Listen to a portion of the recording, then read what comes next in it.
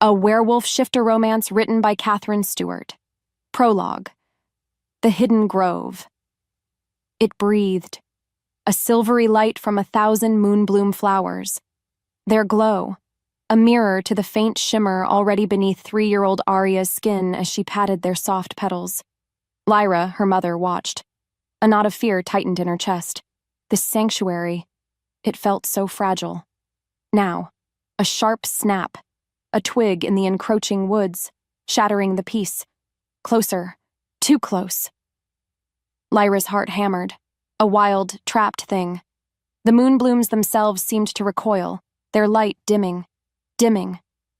Urgently, she drew Aria into her arms, humming an ancient, protective melody, her fingers working swiftly, so swiftly, crushing a sachet of herbs, silver leaf for cloaking, dusk petal for slumber. Then it came, a monstrous, distorted howl. It confirmed her deepest terror. They were upon them. "Hide, my little spark," she whispered, her voice trembling against Aria's dark curls. She pressed the herbal charm into her daughter's tunic, her own Luminaris light flaring. A desperate, brilliant empowerment. Let them not see your fire. Sleep now. Sleep. Until the world is ready for your dawn. Aria's eyes fluttered closed. 3, hulking. Cloaked figures, they burst from the ferns, their scent acrid, their intent cold, pure ice. Lyra gently placed the sleeping Aria behind a mossy altar stone and then rose, a slender shield, against so much darkness. "The light you seek," Lyra's voice, a brave, fragile thread, "has faded. The largest hunter," he laughed, a rasping, guttural sound. "Embers always remain, Luminaris." Lyra knew. She couldn't win. Not like this. Instead, she inhaled the grove's essence. She exhaled a blinding cloud of moonbloom pollen and concentrated moonlight, a desperate, shimmering diversion, shouts, confusion. When the silver dust settled, Lyra lay still, her light extinguished. The hunters searched. They found the sleeping Aria, the scent of herbs clinging to her fragile form, her inner light now utterly veiled. "Just a stray whelp," one grunted, nudging her with a boot, then turned away. "The wolves will deal with it." They departed, convinced the last Luminaris was dead. But beneath the stone, a tiny heart beat on, shrouded in magic and sorrow, a forgotten ember, awaiting a distant, improbable dawn. The wind sighed through the violated grove, carrying the scent of crushed moonblooms, and a love that even death could not entirely erase. The biting chill of the stone floor seeped through Aria's thin sleeping palate, a familiar morning greeting. And then, just like every other dawn in her uncle's joyless keep, the dread followed, heavy, suffocating. Her hand instinctively went to the cold iron collar circling her throat, the Northern Trading Guild's mark of ownership, a constant chafing reminder of what she was: Omega, property, less. Before she could move, a rough bellow, Lord Marius, echoed from the hall below, a sound that always made her insides clench, tight. "Girl, water, and be quick about it or you'll feel my boot again." Her body moved on instinct, a puppet pulled by strings of fear. Because of that, she scrambled up, her limbs stiff, her spirit even more so. Lord Marius, her mother's estranged brother, had taken her in after her parents vanished years ago, not out of kindness, she knew deep down, but for the use he could wring from her. Why else would he brand her and collar her, like any other Omega traded at market? Truth be told, the small, hidden pouch of dried herbs tucked beneath her pallet was her only rebellion, her only comfort. She didn't know what scared her more, her uncle's explosive temper, or the gnawing, hollow emptiness inside her. Moments later, she was hauling a heavy wooden bucket, water sloshing over the rim, her bare feet padding silently, so silently, on the cold stones. Marius sat hunched over his breakfast, a sour-faced man whose eyes, small and mean, followed her every move. "Took you long enough, useless creature." Aria kept her gaze downcast, her silence a shield. A fragile shield she'd worn for so long it felt like a second skin. As the silence stretched, punctuated only by his loud, offensive chewing, she felt his stare, a physical weight. He wanted a reaction. Any reaction. Because her unresponsiveness often fueled his ire. He liked the fear. Maybe it was fate. Or perhaps just the desperate, aching longing for a sliver of peace. But her thoughts drifted. To the patch of wild moonpetal she'd found growing near the crumbling outer wall. Its scent, when crushed, could sometimes dull the ache in her heart, just a little. What followed was a sharp cuff to her head. Pain exploded behind her eyes. "Dreaming again, are we? Get to the kitchens, and don't let me see that vacant stare again." His words, a lash, reinforcing the ever-present lesson. She was nothing. Yet, even as she scurried away, the thought of the moonpetal, its gentle magic, was a tiny, defiant spark in the vast darkness of her existence. A secret world he could never truly touch. This small defiance, this hidden connection to the whispers of the earth. This was all that kept the last vestiges of her from being completely snuffed out. Later that day, while Aria was scrubbing the grime from the kitchen flags, a task designed by Marius to be both endless and demeaning, a rider arrived. His horse lathered, breathing hard. And then, a flurry of activity disturbed the keep's usual oppressive quiet. She heard her uncle's booming voice, first in surprise, then in a tone she recognized. That ambitious sound he used when he sensed an opportunity. Because of that, a prickle of unease traced its way down her spine. Marius's opportunities. They usually meant more misery for her. What could this mean? For her. No matter how hard she tried to remain inconspicuous, polishing a pot in the corner, she couldn't help but overhear snippets, fragments of conversation drifting from her uncle's study. Grand Conclave. Alpha Kings. NTG officials. A valuable presentation? Each word, a small, cold stone dropped into the pit of her stomach. In fact, she knew. Oh, she knew it meant trouble. When had her uncle's plans ever led to anything good? For her. Soon after, Marius stormed into the kitchens. A rare flush of excitement on his usually sallow face, his eyes glinting with a greedy light that made Aria's skin crawl. He barely glanced at the head cook before his gaze landed on her. Sharp. Assessing. "You girl, stop that infernal scrubbing. You're coming with me to the conclave." Her heart skipped, then plummeted. The conclave? Amongst powerful alphas and NTG enforcers? She didn't know what scared her more, the thought of being paraded like livestock or the unknown terrors such a gathering would undoubtedly hold. Deep down, she knew the truth. He saw her not as a niece, not even as a person, but as a possession. An Omega slave he could leverage for his own gain. Why else would he subject her to such a thing? What's worse, his next words, they confirmed it. A well-behaved, presentable Omega can fetch a fine price, or at least earn a man some useful connections. Don't. Embarrass. Me. He grabbed her arm. His fingers, like talons, dug into her skin. You will be silent, you will be obedient, and you will look presentable. The way he said it, a shiver of pure revulsion coursed through her. To make things worse, she knew what presentable meant in his eyes. Exposed. Utterly exposed. The journey ahead loomed, not an escape, but a deeper, darker descent into a nightmare she couldn't control. Come morning, the journey began, and it was every bit as dreadful as Aria had feared. And then some. She was tethered by a short rope to the back of Marius's lumbering cart, forced to stumble along the rutted track like an animal. The collar, always in agony, rubbed her neck raw with every single jolt.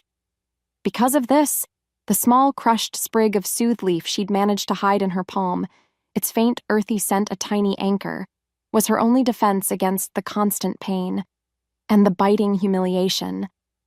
More importantly, the road unspooled a panorama of the Northern Trading Guild's iron grip. Everywhere. At every dusty way station, at every squalid village they passed, she saw them, the cold, unyielding eyes of NTG enforcers. She saw other Omegas, their faces etched with the same fear, the same resignation that lived in her own heart. Some collared, like her. Some already branded, their spirits visibly broken. Was this all the world was for their kind? A cage of suffering, with no escape? Truth be told, witnessing their shared plight didn't offer comfort. It only deepened her own despair. Not only that, but Marius seemed to delight in her discomfort, often sneering back at her. "See that, girl? That's your future if you displease me. Docility has its rewards. And defiance, well, the guild has ways." With every heartbeat, the conclave drew nearer, a place she imagined as a monstrous den of alphas, each more powerful, more terrifying than her uncle. What chance did a broken Omega like her have there? Maybe it was fate, or perhaps the sheer, bone-deep exhaustion. But her mind kept replaying them. Fractured images of her mother, a gentle hand offering a flower, a soft voice humming a lullaby, the scent of herbs that always seemed to cling to her memory. These memories were like ghosts, too faint to grasp, yet they were all she had of a time before. This, an open loop in her mind, this question of her parents. Who were they, really? And why? Oh, why? Had they left her to such a fate? Before she could move too deep into those sorrowful thoughts, the cart would lurch, yanking her back to the harsh reality of the dusty road, and her uncle's ever-watchful presence. In the span of a breath, the only thing she could focus on was placing one foot in front of the other. One, then the next. She clutched her hidden soothe leaf tighter, its familiar texture a small, secret comfort in a world that offered none. None at all. The city that hosted the conclave was now a dark smudge on the horizon, and with every mile, the weight of her impending doom pressed heavier upon her. A tangible The Grand Conclave, a den of preening peacocks and circling wolves, and Rhyder Vane, Alpha King of the Western Mountains, was sick. Utterly sick of the stench of their ambition and their deceit. And then, as he endured yet another oily petition from a minor lord whose breath reeked of stale wine, something shifted, as if the world narrowed, a scent, unlike anything he'd ever known, cut through the cloying perfumes and the metallic tang of restrained power that always filled these cursed gatherings. Wild, sweet, and infused with a desperate sorrow that clawed at something primal, deep within him. Moonpetal, yes, and something more, something infinitely precious. Mate! The word slammed into his mind, a physical blow, a certainty that resonated deep in his bones, in his very soul. His heart skipped. A beat later, his alpha instincts, they surged, a possessive roar building in his chest, demanding he find her. Now. His body moved on instinct, his head snapping up, his gaze sweeping the grand hall, dismissing the sputtering lord before him without a second thought. There, across the room, a small, trembling figure stood beside that oaf Lord Marius, a man Rhyder already despised for his groveling and his cruelty. The Omega girl, a wisp of a thing, almost lost in the crowd, her head bowed, a filthy rope tethering her to Marius's cart, like an animal. But then he saw the collar, a brutal iron band. NTG standard, yes.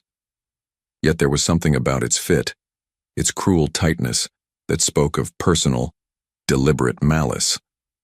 What's worse, even from this distance, he could feel the waves of terror rolling off her, could almost taste the metallic tang of her fear. With his scent in the air, or rather her scent in his wolf pressed forward, a silent, guttural growl vibrating through him. Mine. Before either could speak, or rather before Marius could continue his oafish attempts to parade his property before some sneering NTG official, Rhyder was moving. Fast. As if pulled by a string, he strode across the hall, his own considerable power rippling around him a tangible wave, parting the sea of delegates like a blade through water. The murmuring. It died. All eyes turned. He felt them, the shock, the fear, the dawning outrage, but they were nothing, less than gnats buzzing at a wolf's ear. Because of that, his focus was solely on her. The closer he got, the more the scent enveloped him. A symphony of suffering and an utterly captivating sweetness that made his protective instincts blaze, hot, consuming. Deep down he knew the truth. This was more than just a fated bond. This was a rescue. In that moment, as he reached them, Lord Marius finally noticed him, his piggy eyes widening first in surprise, then in a grotesque imitation of welcome. Alpha King Rhyder, an honor. But Rhyder cut him off. His voice, a low, dangerous growl that brooked no argument. His gaze, however, never left the girl. She was so small, so clearly broken. He could see the raw chafe marks beneath the collar, the dullness in eyes that should have shone. Fury, cold and absolute, flooded him. Without another word, he looked directly at Marius, then at the smirking NTG official beside him, and in a voice that resonated with the ancient power of his alpha lineage, a voice that shattered the strained silence of the conclave, he declared, "This Omega is mine." What followed was pandemonium. Marius turned a shade of purple, Rhyder hadn't thought possible, sputtering about rights, property. NTG officials, their faces masks of affronted authority, began to step forward, their hands instinctively moving towards the weapons at their belts. Yet, Rhyder stood his ground, a mountain, against a gathering storm. His own royal guard, always alert, materialized at his shoulders, their presence a silent, deadly promise. To make things worse for those who dared challenge him, his wolf was now fully present, a hair's breadth from tearing throats. He saw the exact moment the girl registered his claim. Her eyes, wide and filled with an unbearable terror, flickered up to meet his. The moment their eyes locked, a jolt, potent, undeniable, arced between them. Her world tilted. He felt it as if it were his own. And just like that, everything changed. The small Omega, his mate, crumpled. Her consciousness, overwhelmed. Before she could move, or rather before her fragile body could hit the unforgiving stone floor, Rhyder caught her. As if fate demanded it, he swept her into his arms. Her slight weight almost nothing against his strength. She felt like a broken bird, his. The scent of her fear, now mixed with something uniquely hers, something achingly vulnerable, wrapped around his heart, tight. He turned, cradling her protectively, his eyes daring anyone, to make a move. She is under my protection. Any who dispute it will answer to the full might of the Western Mountains. Because of that, even the most belligerent NTG officials hesitated. Truth be told, a direct confrontation with an enraged Alpha King defending his fated mate was a battle few would willingly choose, especially one of Rhyder's reputation. He had to get her out of there. Now. Away from these vultures. The political firestorm his actions would ignite, that was a problem for later. Right now, only she mattered. This tiny, broken Omega, his. The urgent need to spirit her away, to shield her from this hostile world, consumed him, leaving no room for doubt, only a fierce, unwavering resolve. This was not just a claim, it was a vow. After that, the journey from the Conclave's grand hall to his fortified temporary quarters was a blur of contained fury and hyper-alertness. And then, with Aria still a fragile weight in his arms, her breathing shallow, her face pale as winter snow, the true weight of his declaration began to settle. Not regret, never regret where she was concerned, but the cold calculation of consequences. The Northern Trading Guild, They would not take this lightly. In fact, their greasy-palmed officials were probably already screeching to their dark master, Chancellor Valerius. Marius, that sniveling worm, would be howling for retribution, for the return of his property. Ryder's lip curled. Property. He'd see Marius flayed before he allowed that. No matter how hard she tried, or rather, how hard they tried to claim her, she was his. The bond, that undeniable soul-deep connection, thrummed within him, a constant possessive hum that vibrated with a fierce protectiveness he hadn't known he was capable of. He would protect her. Moments later, inside the relative safety of his rooms with his most trusted guards posted outside, he gently laid her on the softest furs he could find. Still, she looked so small, so utterly lost against the rich tapestries and heavy oak furniture. He brushed a stray strand of dark, matted hair from her forehead. Her skin, too cool. The collar, that damnable iron circle, seemed to pulse with a faint, malevolent energy he hadn't noticed in the heat of the confrontation. It wasn't just a restraint. He sensed a deeper, darker magic woven into its very construction. What had they done to her? Deep down, he knew the truth. This was more than simple Omega subjugation. There was a focused cruelty here, a targeted effort to break not just her will but her very spirit. Because of that, a fresh wave of rage, cold, sharp, washed through him. He would find out. He would undo it. And those responsible, they would pay. As the silence stretched, broken only by her soft, unsteady breaths, Rhyder found himself just watching her. Without thinking, his hand reached out, hovering just above her cheek. He wanted to touch her, to offer comfort. But he hesitated. He was a king, an alpha used to taking what he wanted. But this was different. She was his mate, yes. But she was also a terrified, wounded creature. Truth be told, he didn't know the first thing about tending to such profound trauma. His mother. He remembered her quiet sorrow, the shadows in her eyes from a past he only knew in fragments, a past that had fueled his drive for reform. Was this what she had endured? This utter vulnerability? This crushing weight of despair?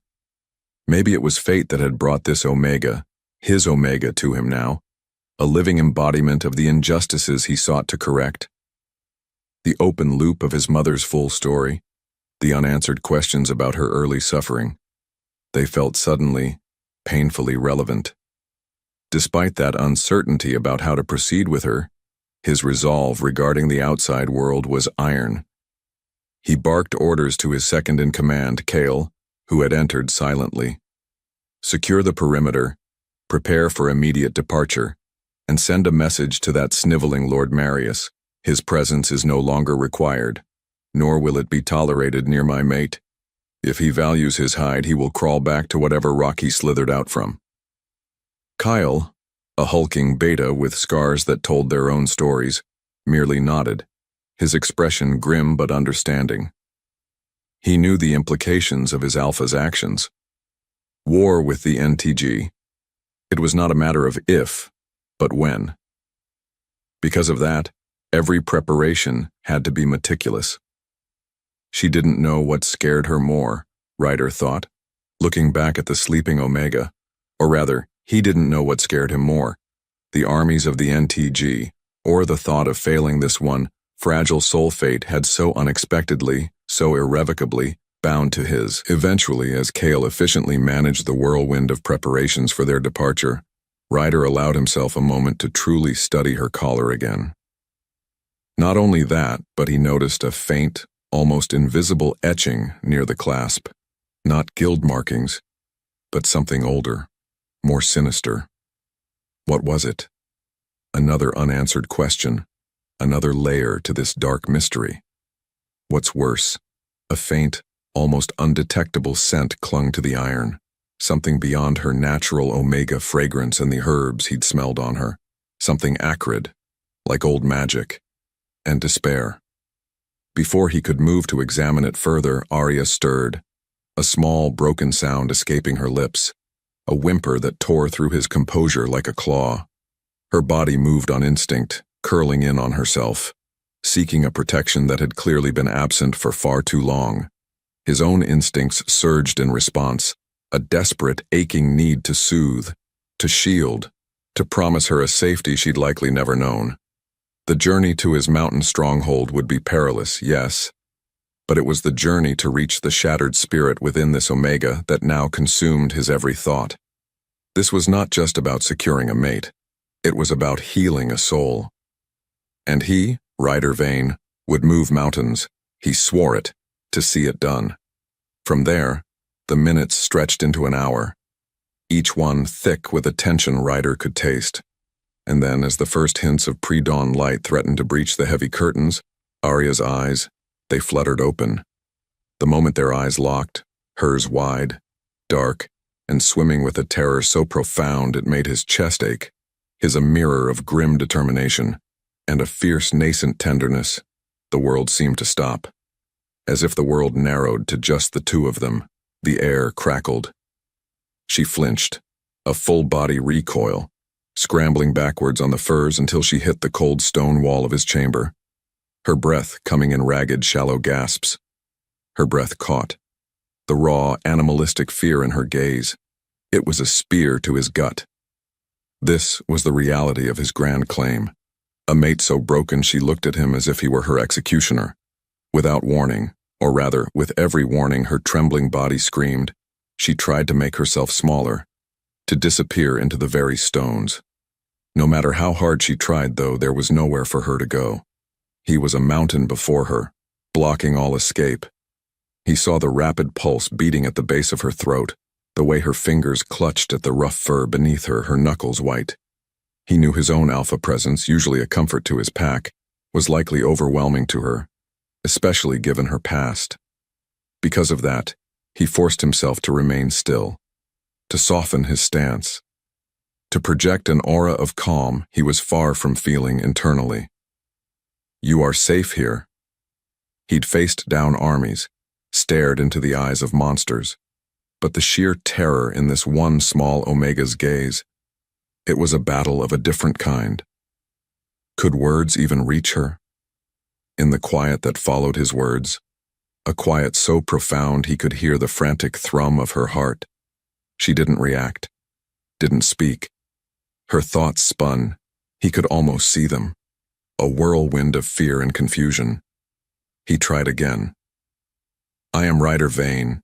You are in the Western Mountain Delegation's quarters. No one here will harm you." He paused. "Your uncle, Lord Marius. He will not be permitted near you again." He saw a flicker in her eyes at the mention of Marius, a spark of something even deeper than fear. Perhaps hatred, quickly doused. Still, she remained silent, pressed against the wall as if seeking to merge with it. Deep down, he knew the truth. Winning her trust would be a siege, not a swift victory. Because of that, every instinct told him to go to her, to gather her close, to scent mark her, and declare his possession to the world in a way that would leave no doubt. But the raw terror in her eyes, it held him back. This required something more than alpha dominance. What, exactly? He wasn't sure. Despite that internal conflict, he knew one thing: the collar. It had to be addressed. More importantly, it felt wrong, an abomination, against her very being, and against the sacredness of their bond. "That collar," he began, "it needs to come off." At the same time as he spoke, he saw a new wave of panic wash over her face. Her hands flew to her throat, protectively. Or perhaps, in remembered pain. What had they done to her that the thought of removing it caused such a visceral reaction? Which meant this was even more complicated than he'd initially thought. The mystery surrounding her, her past, the specific evil of that iron band, it deepened with every passing second. Eventually, after another long, stretched silence where only their breathing filled the room, he made a decision. Instead of pressing the issue of the collar immediately, he needed to get her away from this place, this city reeking of NTG corruption, and her uncle's lingering filthy taint. "We leave for my stronghold at first light," he stated. "You will travel with me. You will be safe." He offered her a small, almost hesitant nod. It was the most reassurance he could offer, without overwhelming her. Her voice trembled, or rather, a tiny choked sound escaped her, but no words followed. The space between them burned with unspoken fear, with the raw, untamed power of a newly forged, utterly terrifying fated bond. He turned to leave, to give her space, to finalize their departure. But as he reached the door, a scent, faint but unmistakable, wafted towards him from where she huddled. Not just fear, but Moonpetal. And something else. Something that echoed the ancient, wild magic of the mountains themselves. An open loop formed in his mind. Who was this Omega truly? And what secrets did she carry? Locked away behind her silence in that cursed iron. The need to know, to protect, to possess in the truest, deepest sense. It warred within him, a thrilling, dangerous promise of the path ahead. This journey, it was just beginning. The journey to the Skyfang Citadel, his mountain stronghold, was a tense affair, and then, with every mile that drew them deeper into the rugged heart of the western mountains, Rhyder felt the oppressive atmosphere of the Conclave city recede, only to be replaced by a different kind of tension. His mate, Aria. Yes, Aria, for it felt like a half-forgotten song on the wind, remained a silent, trembling bundle in the most secure corner of his heavily guarded transport carriage.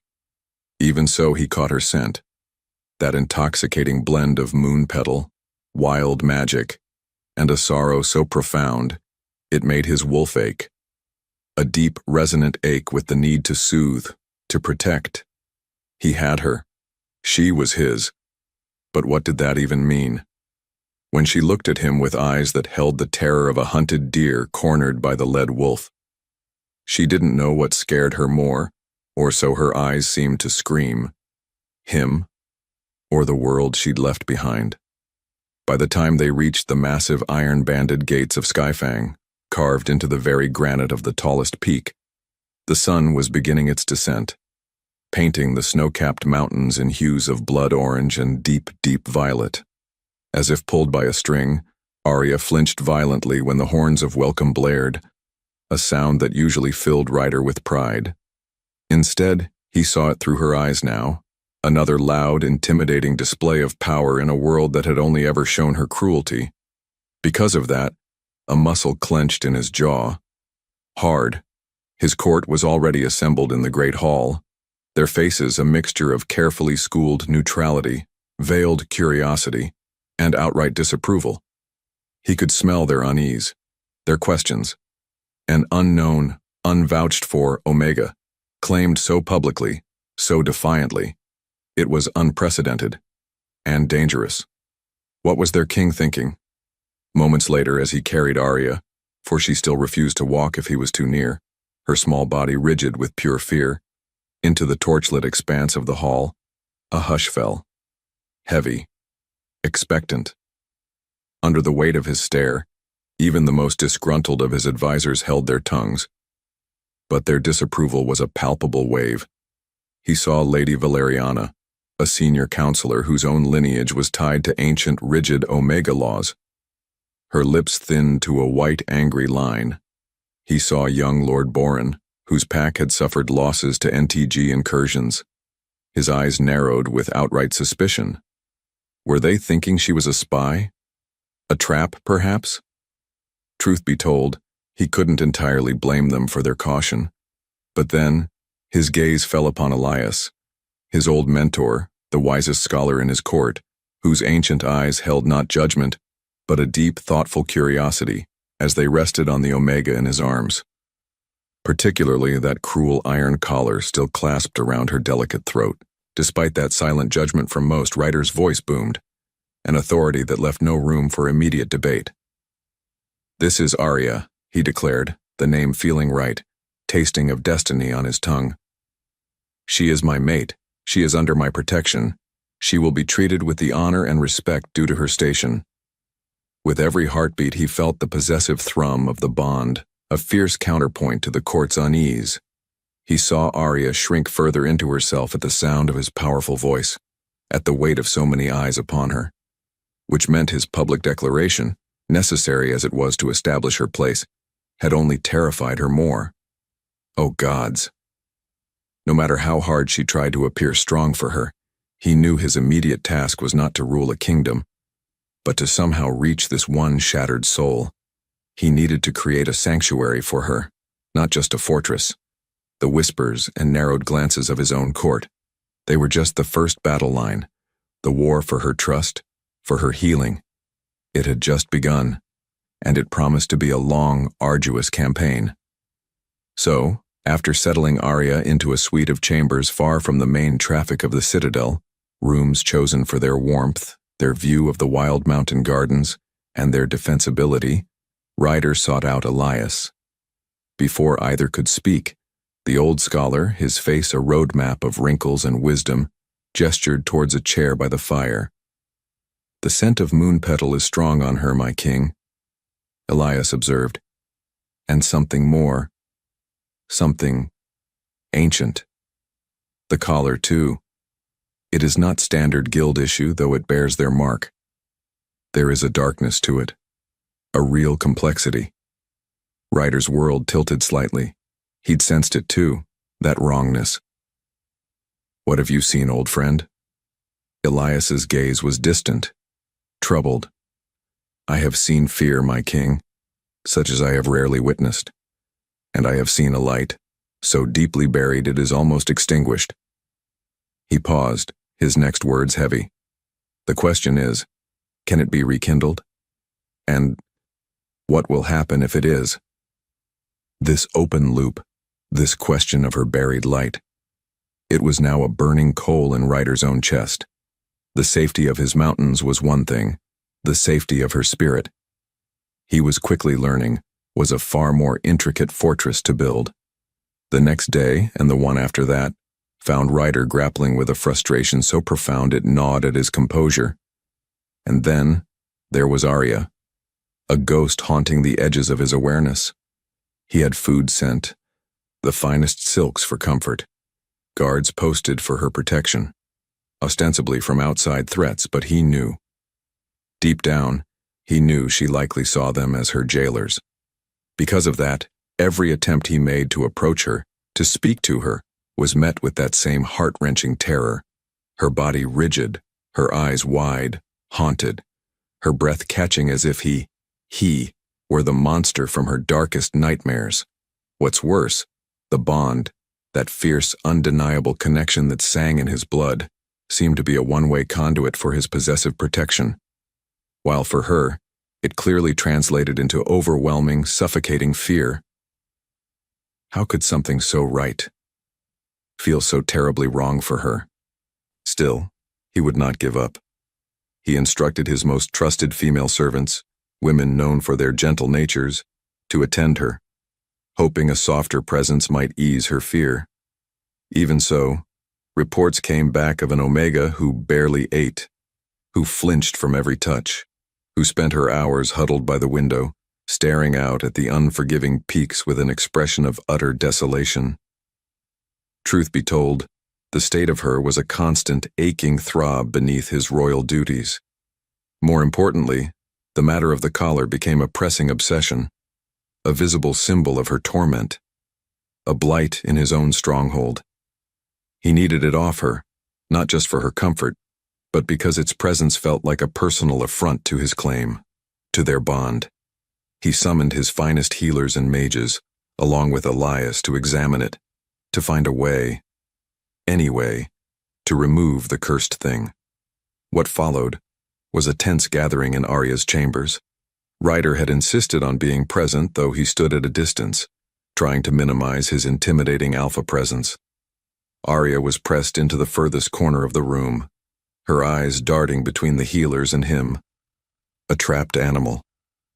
As if the world narrowed, Elias, his touch surprisingly gentle for such an old, gnarled wolf, approached her slowly, murmuring soft words of reassurance that Rhyder doubted she even heard through the roaring of her fear. Before she could move, or rather before she could bolt, one of the healers, a woman named Lyra, why did that name echo so faintly, reached out a tentative hand towards the collar's clasp. Without warning, the moment Liana's fingers brushed the cold iron, a violent pulse of dark energy erupted from the collar. Liana cried out, snatched her hand back as if burned, a dark scorch mark appearing on her fingertips. Aria convulsed. A terrible, silent scream tearing from her, her body arching in agony before she collapsed, unconscious. To make things worse, a wave of blackish energy, reeking of decay and old, malevolent magic, washed through the room, making even Ryder's teeth ache. His instincts surged. He was across the room in a heartbeat. A snarl, a true alpha snarl, ripping from his throat, shielding Aria's fallen form with his own body, his gaze daring the now terrified healers to approach. The collar. It wasn't just a suppressor. It was warded, viciously, and it was clearly tied to her life force in a way that made simple removal impossible. Because of that, his frustration morphed into a cold, deadly rage. What unholy magic was this? And who could have placed such a diabolical device upon his mate? So, after the healers had been dismissed, shaken and utterly unable to offer any solutions, Ryder was left alone with the unconscious Aria and a grim-faced Elias. Her breath caught, or rather his did, as he looked at her still form, so fragile, so tormented, even in oblivion. This is no ordinary guild collar, old friend. Elias nodded slowly, his ancient eyes troubled, deeply troubled. No, my king, it is far older, its magic far darker. I have felt such residues before, in texts speaking of the first betrayals, when certain Omega lines were hunted. Her world tilted, or rather Ryder's world tilted, no, it shattered, at the implication. Hunted Omega lines? Could his mate, this broken child woman, be a descendant of something more? Something the guild or its shadowy predecessors had sought to eradicate? The faint, unique scent of Moonpetal and wild magic about her suddenly took on a new, more urgent significance. This was not just about a cruel uncle or a standard NTG collar. This was about something far deeper, far more dangerous, and far, far more ancient. The stakes, he realized with a chilling dread, they had just risen exponentially. That night, sleep offered Ryder no solace. None. Instead, his mind replayed it all. The horrifying pulse of dark energy from the collar, Aria's silent scream, the scent of decay. And then, there was Elias's unsettling mention of hunted Omega lines. He paced the battlements of Skyfang, the icy mountain wind doing little to cool the frustrated heat in his blood. Below him, his city slept, unaware of the fragile Omega within its walls who might hold a key to a forgotten, bloody history. More importantly, he felt the thrum of the mate bond, a constant, insistent pull towards her, now tinged with a desperate, almost frantic urgency. He needed to protect her. Yes, but he also needed to understand her. What secrets were locked within her, behind that wall of terror and that cursed iron? Because of that, he found his steps leading him back towards her chambers, even though he knew his presence often caused her more distress. He couldn't stay away. Despite that, he had to see her. He found her much as he'd left her, curled on the furs, though her breathing seemed a little easier now that the immediate threat of the healers was gone. A single taper cast flickering shadows across the room, making the space feel both intimate and menacing. As if the forest watched, the wind outside howled a mournful dirge around the citadel's peaks. He didn't know what scared him more, the power contained in that collar, or the profound vulnerability of the Omega who wore it. He saw the small pouch of dried herbs peeking from beneath her pillow, the one she'd had at the Conclave. What was their significance? Were they just a comfort or something more? Another open loop. Another question he couldn't yet answer, burning in his mind. What followed was an internal debate. Fierce. Part of him, the Alpha King, wanted to demand answers, to use his authority to break through her silence. On the other hand, the mate, the part of him that now felt inextricably bound to her fragile well-being, urged caution. Patience. Her bones remembered him, or rather, her trauma remembered alphas like him. Alphas who took without asking. He wouldn't be that. He couldn't be that for her. Still, the pressure from outside his borders was mounting. Kale had reported increased NTG patrols along their western farmlands, a clear provocation. Chancellor Valerius was not a man to let such a public defiance as Ryder's claim go unanswered for long. Time. Time was a luxury he likely didn't have. In the quiet that followed his troubled thoughts, Aria stirred again, a soft whimper escaping her lips. Without thinking, Ryder moved closer, his shadow falling over her. Her eyes snapped open, wide and dark in the dim light. The moment their eyes locked, he saw not just terror this time, but a flicker. Something else entirely. Confusion?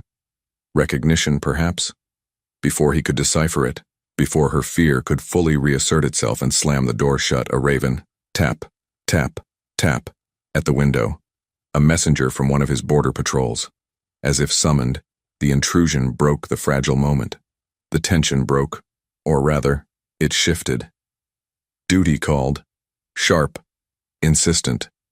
He gave Aria one last lingering look, his expression a mixture of frustration, fierce protectiveness, and a dawning, complicated tenderness.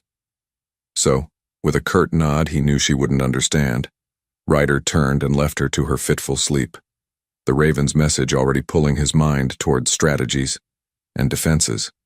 Yet, even as he discussed troop movements and countermaneuvers with Kyle, the image of Aria's haunted eyes, the mystery of her collar, and the unsettling implications of Elias's words about hunted lines, they remained a burning brand on his thoughts. Truth be told, the safety of his kingdom and the mystery of his mate were becoming dangerously, inextricably intertwined. The NTG was a known enemy, a serpent he'd long battled. But this Omega, Aria, she was an enigma, a whisper of ancient magic and profound sorrow, and protecting her, understanding her, it felt like a quest that would demand more of him than any war. The new reality was settling in, and it was far more perilous, and far, far more captivating than he could have ever imagined.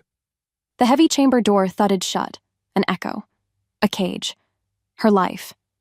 And then, silence descended again, thick, suffocating, broken only by the frantic thumping of her own heart against her ribs, a wild bird desperate for escape.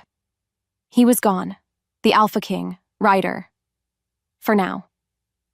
Even so, his scent lingered, a potent wood smoke and winter pine aroma that clung to the air, to the rich furs on the bed where she still huddled, a constant, unnerving reminder of his overwhelming presence. Because of that, sleep was a distant, impossible shore. Every shadow, it seemed to writhe with unseen threats. Every creak of the ancient citadel's stones sounded like a footstep, coming for her. Was this safety? This gilded prison high in the frozen mountains? Or just a different kind of torment? No matter how hard she tried to calm the tremor in her limbs, her body remembered. Oh, it remembered the terrifying power that had pulsed from her collar, the agony of that dark energy. And then it remembered the Alpha King's snarl, the way he'd shielded her. Why? Internal, whispered disbelief. Why would he do that for an Omega? A broken thing? Like her? Truth be told, it made no sense. None. Alphas took. They dominated. They used. Her uncle, Lord Marius, had taught her that lesson well, carving it into her soul with every blow, every sneering, cruel word. More importantly, this king, with his fierce, burning eyes and a voice that could command mountains, he was the most powerful alpha she'd ever encountered. She didn't know what scared her more, his anger, or the confusing, almost gentle way he'd looked at her just before the raven came. It was a look that didn't fit, not with anything she knew about alphas. Come morning, after a night spent listening to the howl of the wind, a sound that seemed to carry the mournful cries of 1,000 lost souls, a tentative knock, it came at her door. Before she could move, or even breathe, a soft-voiced female servant entered, carrying a tray of food. The woman's scent was mild. Beta, not threatening. But then Aria still flinched, pressing herself further, deeper, into the furs. Despite that, the servant just placed the tray on a nearby table, her movements slow, deliberate. Servant, softly. "My king asked me to ensure you ate, my Lady Aria," she murmured.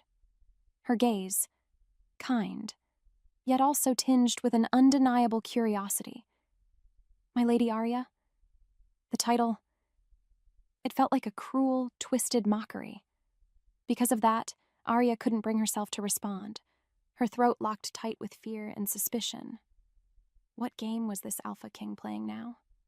Eventually, after the servant had departed, leaving the scent of warm bread and honeyed tea hanging in the air, a scent so achingly reminiscent of something, a warmth she couldn't quite place, an open loop of a memory just beyond her grasp.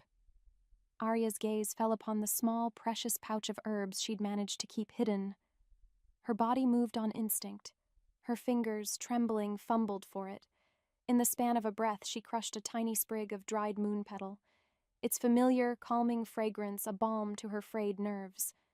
But then, as she inhaled, something strange happened.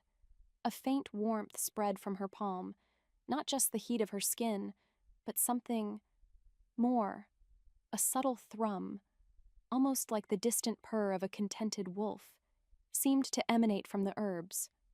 Or perhaps from her own hand? Was she imagining it? Could herbs, internal, wondrous disbelief, sing? So confused and more unsettled than ever, Aria clutched the herbs tighter. Maybe it was fate, or just her overwrought senses. But the air in the room seemed to shimmer for a bare second around her hand. Still, the terrifying power of the collar, the memory of that dark pulse. It was a fresh wound. Was this warmth related? Was it another trick? Another danger? Deep down, she knew the truth, or rather, a sliver of it. These herbs, this strange warmth, they were tied to her mother, to the only good memories she possessed, however fading. But then, even that small comfort was now tainted with a new, unnerving mystery. This place, this king, this strange thrumming in her own hand, it was all too much. The relative simplicity of her suffering under Marius. It was being replaced by a complex web of fear and bewildering sensations she couldn't begin to comprehend. And the Alpha King, with his burning eyes and confusing gentleness, he was at the very center of it all. A storm she had no way to escape. After that strange, unsettling thrum from her herbs, days blurred into a disorienting pattern of fear, and cautious observation from Aria's gilded cage. And then there were the whispers. Faint, carried on the drafts that snaked through the ancient citadel. She'd hear them. Murmurs from the servants, the low rumble of guards in the corridors, words like Omega, King's mate, and often a more hiss-like sound, NTG, trouble, which meant she wasn't just a prisoner. She was a problem, a storm cloud hanging over this mountain kingdom. Because of that, she retreated further into herself, her silence, her only shield, her herbs, her only confidants. She spent hours by the arrow-slit window, gazing at the endless, snow-capped peaks that mirrored the cold desolation in her soul. Could anyone truly be safe in such a wild, unforgiving place, especially someone like her?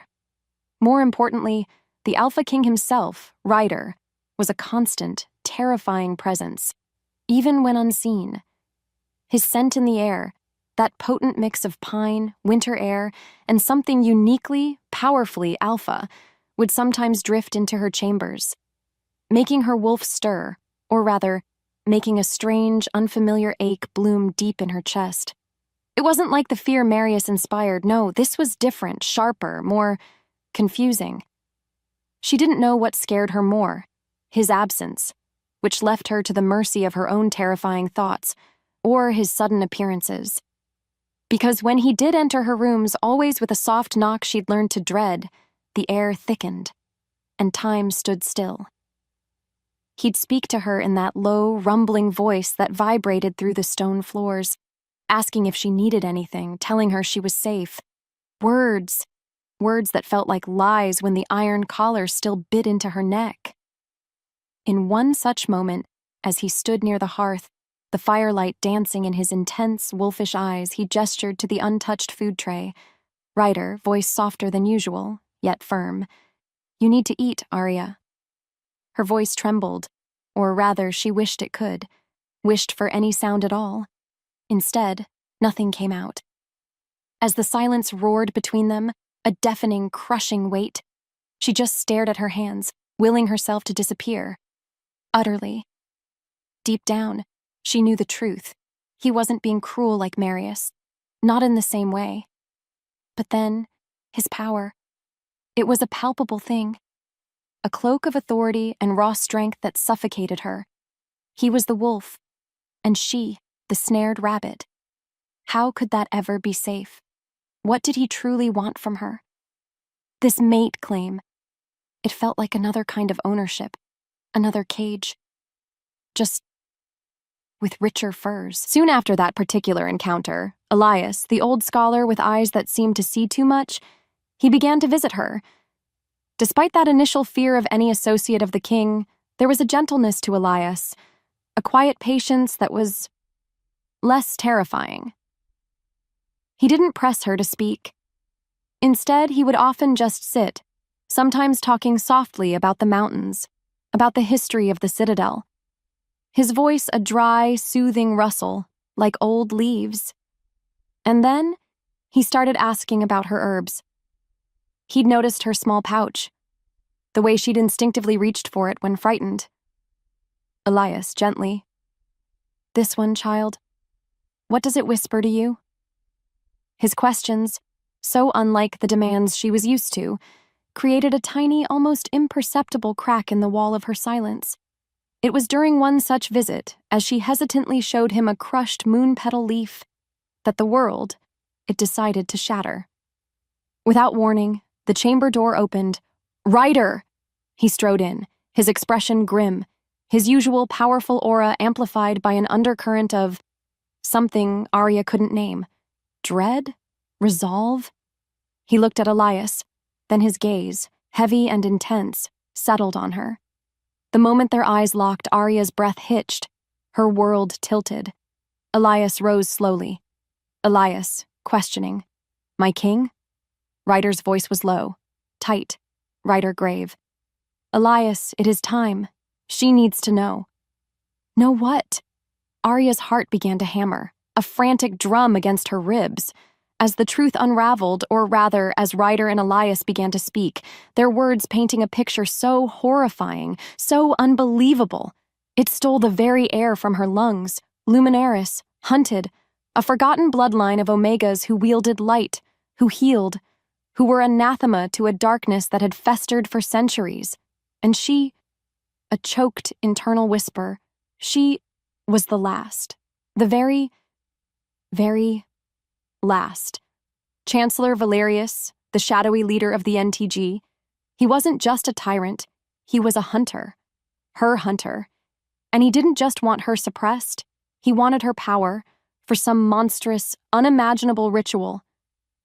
And just like that, everything changed. The collar around her neck. It wasn't just a mark of an Omega slave. It was a cage for a forgotten magic. Her suffering hadn't been random. It had been a prelude. After that cataclysmic revelation, the chamber seemed to shrink, the air becoming too thick to breathe. And then, the words, Luminaris, hunted, Valerius's ritual, they swirled in Aria's mind like a poisoned miasma. each one a hammer blow against the fragile shell of her composure. Her hands flew to the collar, the cold iron suddenly feeling different, more sinister, a tangible manifestation of a lifelong, invisible cage she hadn't even known she was in. Because of that, a choked sound, half sob, half gasp, tore from her throat. The first real sound she'd made in Ryder's presence beyond whimpers of pure fear. Her chest ached with a pain so profound. It felt as if her very bones were splintering. She was a thing, a weapon to be used, a power to be drained. Not even a person, just a vessel for some ancient, forgotten magic someone else coveted. Was this why her parents had vanished? Had they been hunted, too? In the quiet that followed her broken sound, she risked a glance at the Alpha King. Under the weight of his stare, which was now fixed on her with an unnerving intensity mixed with something akin to raw pain, she trembled. His earlier attempts at gentleness, they now seemed like a cruel prelude to this horror. Had he known all along? Was his rescue just another form of capture, a way to secure her for his own purposes before Valerius could? No matter how hard she tried to see a flicker of the kindness she'd sometimes glimpsed in Elias, all she saw in Ryder now was the terrifying power of an alpha who held her destiny, her very essence, in his grip. Because of that, her ingrained fear, the lessons Marius had so brutally taught her, surged to the forefront. Alphas were users. They were masters, and she was, and always would be, prey. Despite that overwhelming terror, a tiny, defiant spark, it ignited within the numbing despair. Her mother's face wreathed in the silvery glow of moonblooms from those fragmented, precious memories. It flashed in her mind's eye. The herbs, the strange warmth in her own hand. Could it be? Was that the Luminaris light Elias had spoken of, that Ryder now confirmed Valerius hunted? The air thickened with unspoken questions, with the weight of centuries of secrets. Before she could move, or even fully process the maelstrom of her emotions, a sharp, urgent cry from a sentinel echoed from the battlements outside the citadel. A sound of alarm. What's worse, it was followed by the deep, resonant blare of Skyfang's war horns, a call to arms that vibrated through the very stone beneath Aria's feet. Without warning, Ryder moved, his earlier stillness replaced by a deadly, coiled readiness, his scent in the air sharpened, laced with the ozone crackle of an alpha preparing for battle. He exchanged a grim look with Elias, Ryder, a low growl. Valerius. He moves sooner than anticipated, or he knows she's here, which meant the abstract threat, the horrifying destiny they'd just described. It was no longer a distant storm. As if summoned, it was here, battering at the gates. As her wolf stirred, or rather, as a primal instinct to survive, to flee, to fight even, surged through Aria's terror, she realized the horrifying truth. There was no escape. Not from Valerius. Not from Ryder. And perhaps, most terrifyingly, not from herself. Not from this impossible, unwanted heritage. So, as Ryder barked orders to a suddenly materialized Kale, his voice sharp with command Aria could only watch, a forgotten pawn in a game of kings and ancient magic. Yet even as the citadel transitioned into a state of high alert, the sounds of warriors mobilizing echoing from the courtyard, Ryder's gaze found hers one last time across the room. Between them, something cracked, not the ice of her fear, perhaps, but something in the charged atmosphere, a silent acknowledgement of the precipice upon which they both stood. Her world tilted again, but this time it wasn't just from fear. It was from the dawning, terrifying realization that her life, the one she'd barely clung to, was over. And whatever came next, whatever this king or Valerius intended for her, it would be a battle fought not just for her body, but for the very essence of what they claimed she was. The quiet, desperate hope for simple survival. It felt like a child's dream, ripped away by the roar of an oncoming war. The echo of the war horns, it still vibrated in Aria's bones, a terrifying symphony accompanying the chaotic new landscape of her mind. Luminaris hunted Valerius, and then the Alpha King, Rhyder, his eyes blazing with a mixture of protective fury and grim resolve before he'd swept from her chamber, leaving her with the chilling pronouncement, Ryder's voice, echoing in her memory, low and dangerous. He knows she's here. Because of that, the opulent room, once a gilded cage of fear, now felt like the very heart of a tightening snare.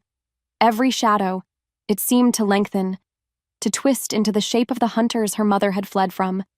The monsters Rhyder and Elias had just given a name, and a chilling, horrifying purpose. Could she even breathe? She didn't know what scared her more, the thought of Valerius's ritual, or the dawning, terrible implication of what she was. No matter how hard she tried to push the words away, they clung to her, sticky, suffocating. The last. You are the last. As the silence stretched, punctuated only by the distant shouts of guards and the clang of steel from the courtyard below, Aria found herself clutching the small pouch of herbs at her waist. The herbs her mother had given her. The herbs that had pulsed with that strange, faint warmth. More importantly, could they be the key? Elias had asked what they whispered to her. Truth be told, until now they had only whispered of comfort, of a fragile connection to a past she couldn't grasp. But then, with the new, terrible knowledge searing her mind, could their whispers mean more? Were they a map, a weapon, or just another false hope? Despite that overwhelming fear, a different sensation began to stir within her. Something sharper than terror. Something almost insistent. It was as if pulled by a string, not by fear this time, but by a desperate, nascent curiosity. If she was this Luminaris, what did it mean? In that moment, she made a decision, a tiny, trembling act of will in the face of monumental dread. She had to know more, even if the knowledge destroyed her. Because of that, when the kind-faced beta servant, Liana, came later with a tray of untouched food, Aria did something she hadn't done since her capture. She looked up. She met the servant's startled gaze. Her voice trembled, a dry, rasping sound she barely recognized. Aria, a choked whisper. Elias, please, I need to see. Elias. What followed was a blur of anxious waiting. Eventually, the old scholar arrived, his ancient eyes holding a mixture of sorrow and a keen, unwavering focus that, surprisingly, didn't feel threatening. Not entirely. Elias, voice gentle, like dry leaves. Child, he said, you asked for me. Aria nodded, her throat tight. Words. They were so hard, like digging them out of frozen earth. Still, she had to try. Aria, hesitant, breathless. The light, she managed, her hand instinctively going to her collar, then to her herb pouch. How? Deep down, she knew the truth, or a horrifying fraction of it, but she needed to hear it from him, needed some anchor in this storm. Elias understood, and then he began to speak, his words painting a history of light and shadow, of omegas who were more than chattel, who were healers, balancers, life-givers. He spoke of the first betrayals, of the systematic hunting, of how their magic was feared, then coveted, then twisted by those who sought only power.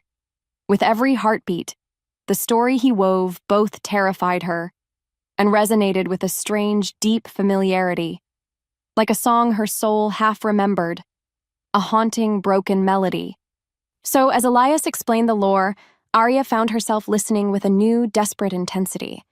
Yet, a chilling question formed in her mind. Aria, barely audible. The king. Rhyder, she whispered, the name still foreign and heavy on her tongue. Does he want this light, too? Is that why he'd claimed her? Was he just another version of Valerius, cloaked in a king's authority instead of a tyrant's shadows? Elias's gaze softened, but there was a sadness there too. A deep, knowing sorrow. Elias, carefully. The Alpha King. He is bound to you, child, by a fate older than these mountains. In fact, the bond pulsed between you clear as day, even to an old wolf like me. What he wants. Elias paused, choosing his words with infinite care. He wants to protect his mate. What he will do with the knowledge of who you are, that is a path he now walks. But then, know this, Aria. His lineage has long stood against the darkest practices of the NTG, even if the fight was often a quiet one, a hidden one. His words offered a sliver of something. Not quite reassurance, but perhaps a less terrifying alternative? She felt it, clear as day. The weight of her new reality was still crushing. But a tiny, almost imperceptible shift occurred within her. Maybe, just maybe. Not all alphas were Marius. The thought was as frightening as it was, a gasp of forbidden hope, freeing. The point of no return wasn't just the knowledge, it was this first, terrifying step towards asking, towards wanting to understand, even if the answers promised only more danger. After that conversation with Elias, a fragile, tentative seed of understanding, or perhaps just deeper, more profound confusion, began to sprout in the barren wasteland of Aria's fear. And then, days turned into a strange rhythm within Skyfang Citadel, the sounds of war preparations, a constant, unsettling hum beneath the surface of daily life, a reminder of the looming threat, Valerius. Still, Aria remained mostly confined to her chambers, a prized, terrified possession. Rhyder, the Alpha King, kept his distance after that first overwhelming morning, his presence usually heralded only by the delivery of food or a change of guards outside her door. Yet his scent, that inescapable blend of pine and winter and raw alpha power, it was everywhere. A phantom touch against her skin, making her wolf stir, or rather, that unfamiliar ache in her chest flare with a confusing mix of fear and something else, something she refused to name. Despite that distance he kept, Aria felt his gaze on her sometimes, a fleeting intensity she'd catch if she dared to look up when he passed in a corridor, or when she glimpsed him from her window directing his warriors in the courtyard below. Under the weight of his stare, even from afar, her breath caught. He was formidable, a true Alpha King, every line of him radiating power and command, and he had claimed her. A broken-collared Omega who now apparently was also the last of some hunted, magical bloodline. What did he truly see when he looked at her? A mate? A weapon? A political pawn? She didn't know what scared her more, the possibilities, or the unnerving way the bond pulsed between them sometimes. A silent, invisible thread she could feel tugging at her very core, especially when his scent was strong. So strong. More importantly, Elias continued his gentle tutelage. He brought her ancient, crumbling scrolls, their pages filled with faded script and illustrations of glowing flowers, and serene-faced Omegas wielding light. With every heartbeat, as she deciphered the archaic symbols with his help, a sense of awe, mingled with a fresh wave of terror, washed over her. The Luminaris. They weren't just healers. They were conduits of life itself, capable of mending shattered land, soothing raging storms. And even, her breath hitched, breaking dark curses. Because of that, the weight of her supposed destiny felt like a mountain, crushing her. After that moment of unexpected luminescence, the storm outside Skyfang Citadel seemed to pale in comparison to the tempest raging within Aria. And then, Rhyder, the Alpha King, had simply stared. His eyes, those intense, wolfish eyes that always seemed to see too much, fixed on the fading glow in her palm. He hadn't spoken a word, just held her gaze for a long, stretched moment that felt like an eternity, the space between them burning with unspoken questions, with a tension so thick Aria could barely breathe. Eventually, with a curt nod to Elias, he'd turned and left, leaving her trembling, her mind a chaotic whirl. What had he seen? What did he think?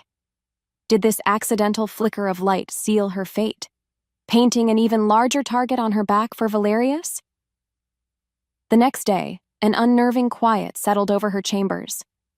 Despite that, Aria felt a subtle shift in the atmosphere of the citadel. The guards outside her door seemed more alert. The servants who brought her meals moved with a new, almost reverent caution, their eyes flicking towards her, then quickly away. She didn't know what scared her more, their fear, or the dawning, terrifying possibility that she was no longer just a broken Omega, but something other, something powerful, something that made even hardened warriors uneasy. Because of that, she retreated further into the fragile sanctuary of Elias's tutelage, clinging to the ancient scrolls as if they were life rafts in a raging sea. He, at least, seemed unfazed by the previous night's events, his calm a small, steady anchor.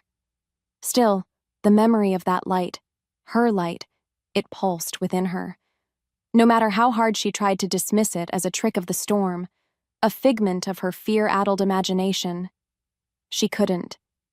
Deep down, she knew the truth. It had been real, and it had responded to her. More importantly, it had responded to him, to Ryder's sudden presence. What did that mean? Was their bond, this terrifying, invisible tether, a conduit for this magic? Elias spoke of Luminaris resonance, of how their light could be amplified or called forth by strong emotional connections, by love. Her breath hitched, or by profound need. The thought of her light being connected to the Alpha King, to any Alpha, sent a fresh wave of panic through her. Love was a foreign country she'd never visited.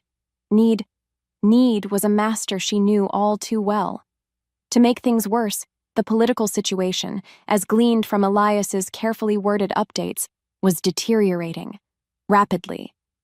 Valerius was not just making military threats, he was using his vast network to sow dissent amongst Ryder's allies, painting the Alpha King as a reckless warmonger, harboring a dangerous rogue Omega. Elias, voice grim. He twists the narrative, child. He suggests your condition is a volatile curse, a threat to the balance of power, something only he and the NTG can contain, or purify. Which meant Valerius wasn't just hunting her for power, he was actively working to isolate her, to make her a pariah even among those who might otherwise offer aid. Because of that, the weight of her existence felt even heavier. Crushing. She wasn't just a danger to herself, she was a danger to Ryder, to his entire kingdom. Could her life, her magic, truly be worth such a devastating cost? The sight of that fragile silver light cupped in Aria's trembling hands, her wide eyes staring back at him, filled with a dawning terror and something akin to power. It had seared itself into Ryder's mind. And then, before he could fully process the implications, before he could even speak to her about what it meant, the war horns had blared. Valerius, the Chancellor, wasn't just probing their borders anymore. He was launching a full, calculated assault. Because of that, the last few days had been a relentless storm. Strategy meetings, deploying warriors, trying to shore up defenses that suddenly felt terrifyingly, horrifyingly inadequate. He didn't know what scared him more: Valerius's known military might, or the unknown capabilities of an enemy who hunted Luminaris Omegas. Despite that frantic preparation, the first blow, when it landed, was as unexpected as it was devastating. Without warning, screams, not the roar of his warriors but sounds of pure, unadulterated panic, echoed from the lower battlements of Skyfang's citadel. Moments later, Kyle burst into the war room, his usually stoic face pale, his armor singed, his breath tearing from his lungs. "My king, it's not a frontal assault. They're coming from beneath, old mining tunnels, ones we thought sealed for centuries." Ryder's world tilted. Ancient tunnels? How could Valerius possibly know of them? As if pulled by a string, he was already moving, his mind racing, a torrent of disbelief and dawning fury. Because of that knowledge Valerius possessed, a chilling suspicion began to form. Betrayal. Someone within Skyfang, someone with access to its deepest secrets, must have aided the NTG. What's worse, these tunnels, if Valerius controlled them, led almost directly beneath the central keep, and perilously close, too close, to Aria's chambers. From there, the battle for Skyfang became a brutal, desperate struggle, fought not just on the walls, but within the very guts of his mountain. And then some. Rhyder led his elite guard into the labyrinthine darkness of the old tunnels, the air thick with the stench of NTG steel, dark magic, and the blood, gods, the blood, of his own wolves. His instincts surged, every nerve alive, his wolf clawing for release, a primal killing need. He fought like a demon, his greatsword a silver arc of death, his roars of command echoing off the damp, oppressive stone. Still, for every NTG brute they cut down, 2 more seemed to take their place, their eyes glowing with an unnatural, hateful fervor, some bearing enhancements that spoke of Valerius's vile, twisted sorcery. No matter how hard she tried, or rather, no matter how hard he fought, they were being pushed back, slowly, inexorably. The open loop of how Valerius gained this intel, it gnawed at him like a festering wound. Was it just old maps? Or had someone given them the way? To make things worse, word reached him via a frantic runner. Another NTG force, larger, better equipped, was now openly storming the main gates, taking advantage of the divided defenses, which meant Valerius had planned this perfectly, a 2-pronged attack designed to overwhelm and shatter their morale. Truth be told, Rhyder felt a cold dread seep into his bones, colder than the mountain air. He saw the exhaustion on his warriors' faces, the dawning fear in their eyes. They were fighting bravely, dying for their king, for their home. But then, what if it wasn't enough?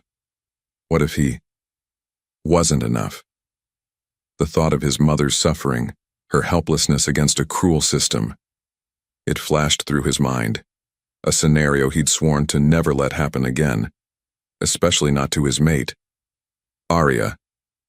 So, as the fighting in the tunnels reached a fever pitch, a deafening explosion rocked the citadel from above, sending tremors down into the stone around them. In that moment, Rhyder knew. Valerius wasn't just trying to take Skyfang, he was creating chaos. A diversion. His true target, the one he'd orchestrated this entire bloody symphony for, was Aria. As if fate demanded it, the thought of her alone and terrified in her chambers, with NTG assassins potentially already crawling through hidden passages towards her, it hit him with the force of a physical blow. His heart skipped, then hammered with a new, more potent terror than even the battle around him could inspire. He had to get to her, now. The kingdom could fall, his warriors could die, but he would not, could not, lose her. The strategic general, gone, consumed by the primal alpha, the desperate mate, and that, he feared with a sudden, sickening lurch, that might be exactly what Valerius was counting on. After that horrifying realization, Aria, as Valerius's ultimate prize, Rhyder fought his way out of the suffocating tunnels with the ferocity of a cornered god, and then, with Kale and a handful of his most loyal guard battling at his back, he burst into the upper levels of the keep, his senses reeling.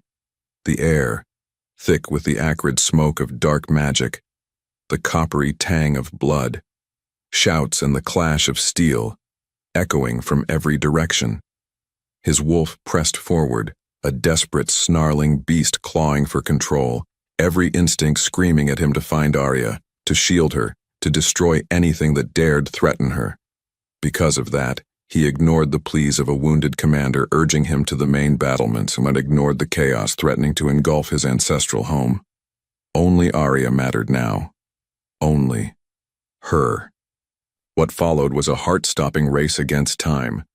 through corridors that had once been symbols of his strength, now pathways for his enemy. With every heartbeat, the fear for Aria intensified, a cold serpent coiling around his soul.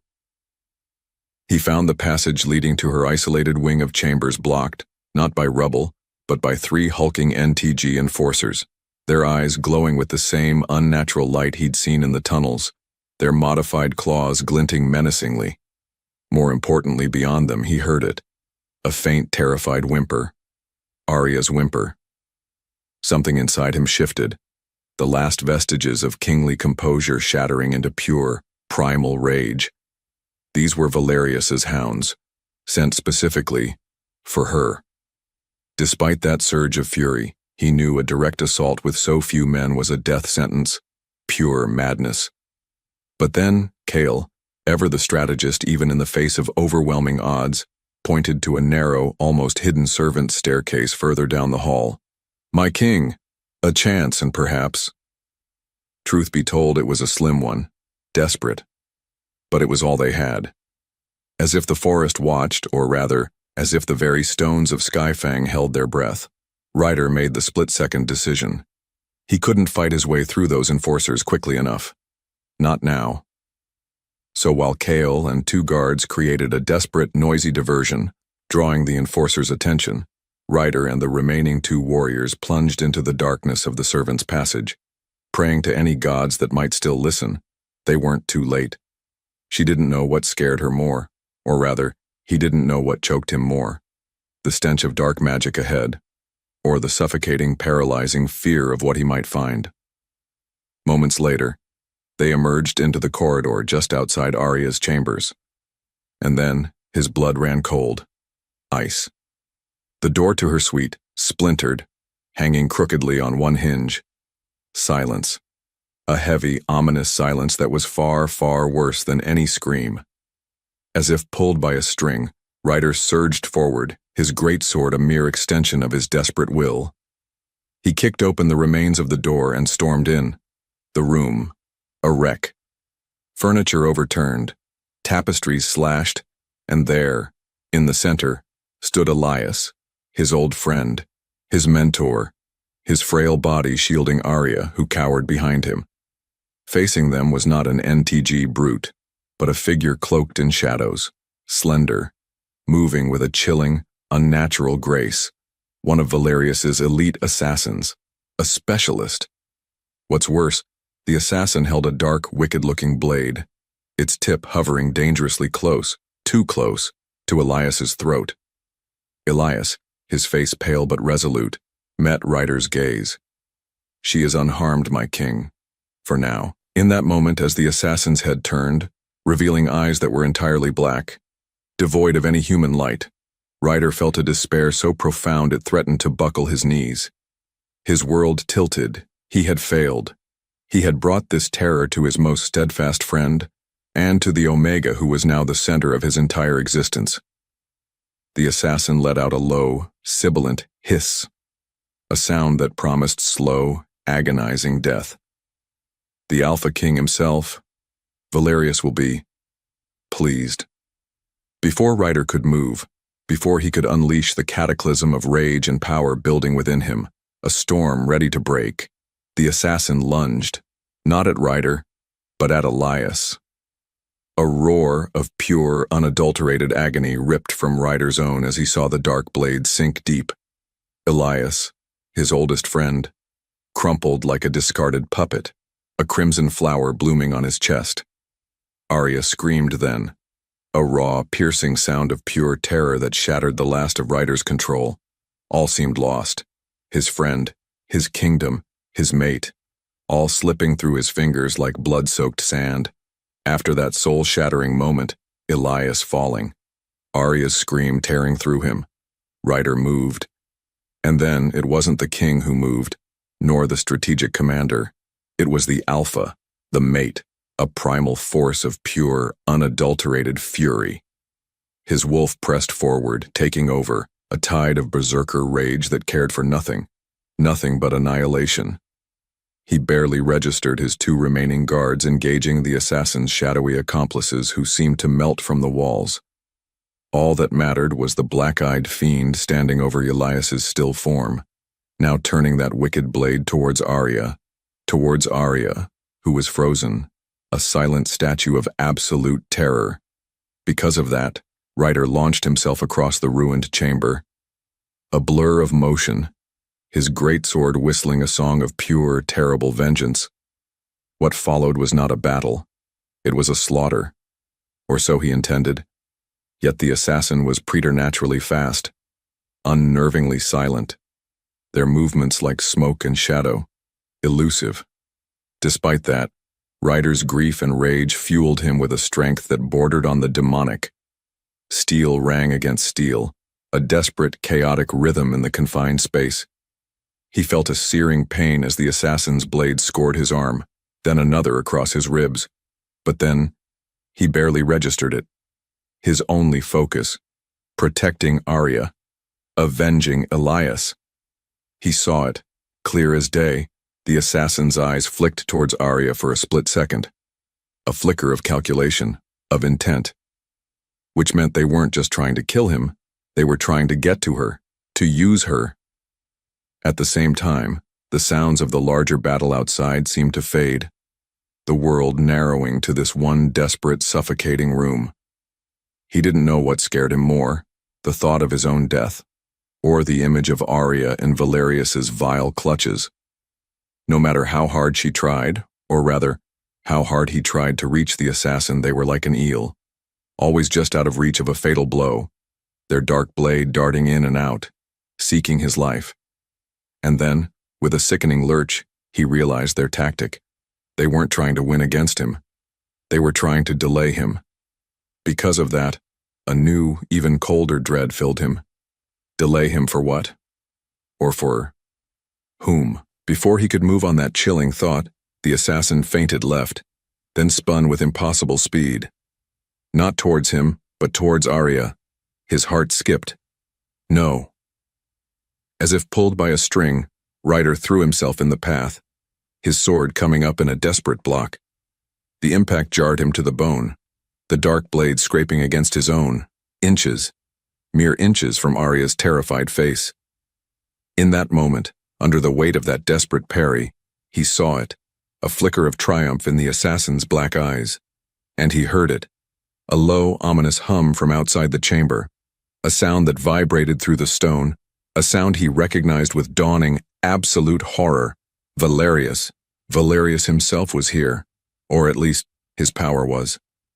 The air grew heavy, thick with dark magic, pressing down, suffocating. Deep down, he knew the truth. This was it. The trap had been sprung. He was outmaneuvered, wounded, and Valerius was closing his fist. So, as the assassin disengaged, melting back towards the ruined doorway with a final, mocking hiss, Rhyder could only watch, his breath sawing in his lungs, his wounds screaming in agony. He felt it, clear as day, the crushing weight of Valerius's presence drawing nearer, and nearer. He turned to Aria. She was staring at Elias's body, her face a mask of such utter, devastating despair it broke what was left of his heart. He had failed. He had brought war to his home, death to his friend. And now, Valerius was at the door to claim his prize. His kingdom was falling. His mate was about to be taken. And his own strength. It felt like a flickering candle against a hurricane. His thoughts spun. Everything he had fought for. Everything he was. It was all turning to ash. All seemed lost. Utterly. And irrevocably. Lost. The Alpha King, the mighty protector. He was brought to his knees, not by a blade, but by the crushing, absolute weight of his failure. The air in the ruined chamber was thick with despair. A choking blanket woven from the Alpha King's broken stillness and the metallic scent of blood. Elias's blood. And then, as Aria watched Rhyder, the mighty king who had claimed her, now kneeling amidst the debris, his broad shoulders slumped, his head bowed in a grief so profound it seemed to suck the very light from the room. Something inside her, something long frozen by fear, cracked. Valerius was coming. She could feel his vile magic, a cold, slithering presence pressing in on the citadel, on her. Because of that, a terror, sharper and more immediate than anything she'd felt before, lanced through her. This wasn't just her doom, it was his. It was everyone's. She didn't know what scared her more, the crushing certainty of Valerius's victory, or the sight of this powerful alpha so utterly defeated. No matter how hard she tried to remain a small, insignificant shadow, her gaze was drawn to Elias. The old scholar, he lay so terribly still, the dark stain spreading on his simple robes.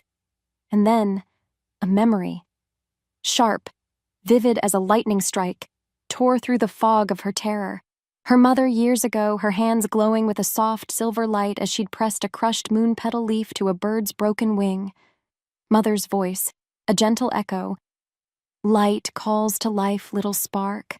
And life answers. More importantly, the small pouch of herbs at her own waist, the one her mother had given her. It felt suddenly warm against her skin. Not the gentle thrum from before, but an urgent, insistent pulse. Truth be told, she didn't understand it, this strange connection, this echo of her mother's long-lost magic. But then, what else was there? Only darkness, only defeat. Despite that overwhelming despair that Rhyder radiated, despite her own paralyzing fear. Aria's feet moved. It was as if pulled by a string, drawn not towards escape, for there was none, but towards Elias. In that moment, she knelt beside him, her trembling fingers fumbling for her herb pouch. The scent of moonpetal, sharp and sweet, filled the air around them. As if fate demanded it, she didn't think. She just acted. She crushed the leaves between her fingers, the warmth spreading up her arm.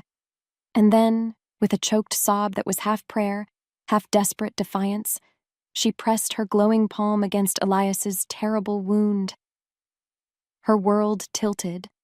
A soft, silvery light, brighter than before, bloomed beneath her hand, pushing back the encroaching shadows in the room, pushing back the cloying scent of Valerius's dark magic. And just like that, everything changed. She felt a faint, fluttering sigh escape Elias's lips. His eyes, still closed, seemed less gray, less final. What followed was a stunned silence, broken only by Aria's ragged breathing and the distant, terrible sounds of battle still raging outside the citadel. Her thoughts spun. Ryder's head snapped up, his eyes wild with grief, now widening in disbelief as he stared at her hand, at the fading silver light, at Elias. The moment their eyes locked, something new arced between them, not just the terrifying pull of the mate bond, but a fragile, desperate spark of a choked whisper of hope. Could it be hope? As her wolf stirred, or rather, as this new strange power flowed through her, Aria felt not just fear, but a dawning, terrifying resolve. She was a Luminaris, hunted, yes. But her mother's whispers echoed, light calls to life. Could her light, this fragile, nascent magic, be a weapon, a shield? Maybe it was fate that she, the last, was here, now. So as the silver glow faded from her hand, leaving her trembling and weak but strangely whole, Aria looked at Rhyder, truly looked at him. Her voice trembled, but it was her voice this time. Thin, yes, but clear. Aria, breathless. He lives, she whispered, indicating Elias. So, a desperate, almost suicidal plan began to form, pieced together from Aria's fragmented memories of Luminaris lore, Elias's previous research, which Kale quickly retrieved, and Ryder's strategic understanding of Valerius and Skyfang's remaining defenses. The core of it was this. Aria, the hunted, would become the bait. But not helpless bait. Instead, she would go to the Blighted Peaks, the ancient, desecrated site where Valerius would most likely conduct his ritual. Not just to surrender, but to confront him, to try and use her nascent Luminaris light to disrupt his dark magic at its very source. Because of that, Ryder's every protective instinct roared in protest. To willingly send her into the heart of Valerius's power, It was madness, utter madness. Still, as Aria explained, her voice gaining a desperate conviction, what other choice did they have? A direct assault on Valerius's full host, with their own forces battered and Skyfang itself still under siege, it was impossible. Which meant their only hope, lay in this audacious, terrifying gamble, a direct strike against Valerius himself, using the very power he sought to steal. Eventually, after much fierce whispered debate, with Kale offering grim but practical support, the plan was set. Rhyder, with a small, elite force, would accompany Aria. Their goal not to defeat Valerius's army, but to get Aria close enough to act. Her bones remembered him, or rather, her new fragile strength remembered the feel of Ryder's power. And for the first time, it wasn't just a source of fear, but a potential shield, a comfort, even. As the mark tingled, or rather, as the bond between them pulsed with a shared, desperate purpose, Aria knew she had to overcome her deepest remaining fear, not just of Valerius, not just of her power, but of truly trusting this Alpha King. Her soul answered the unspoken question in his eyes. She would do this. For Elias, for her mother, for the light she now knew lived within her, and perhaps, just perhaps, for the fierce, protective Alpha who, against all odds, now seemed willing to walk into the heart of darkness, right beside her. The final push was no longer just about survival. It was about defiance, about reclaiming a stolen heritage, and about a desperate, luminous hope.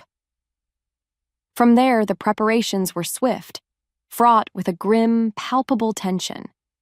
And then, under the cover of a sky still bruised from the earlier battle, and the encroaching storm Valerius's dark magic seemed to be pulling in, Aria found herself standing beside Rhyder and a handful of his most trusted warriors, including Kyle, near a hidden postern gate.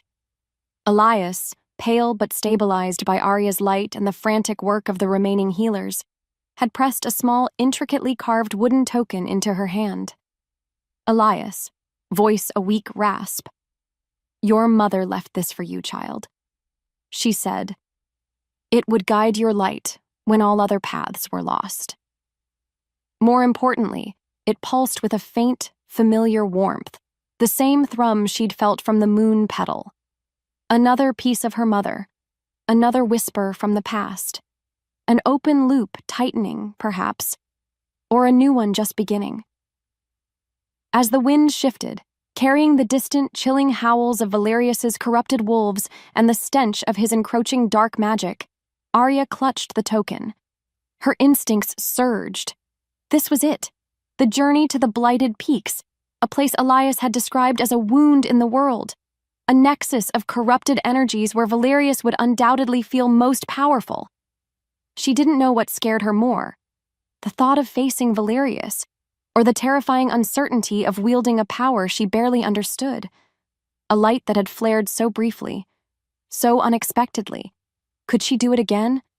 Could she control it? What if she failed? The lives of everyone here, the fate of this kingdom that had, however terrifyingly, become her sanctuary. It all rested on her fragile, untried abilities. Despite that gnawing fear, she looked at Rhyder. Beneath the moonlight, or rather the storm-racked pre-dawn gloom, his face was a mask of granite resolve. But his eyes, when they met hers, held a raw, fierce protectiveness that made her breath catch. He didn't speak, didn't offer false reassurances. Instead, he simply reached out and gently, almost reverently, adjusted the clasp of the simple cloak one of the servants had given her, his knuckles brushing the cold iron of her collar, a collar they still hadn't been able to remove. The space between them burned, not with overt passion, perhaps not yet, but with an intense, unspoken understanding.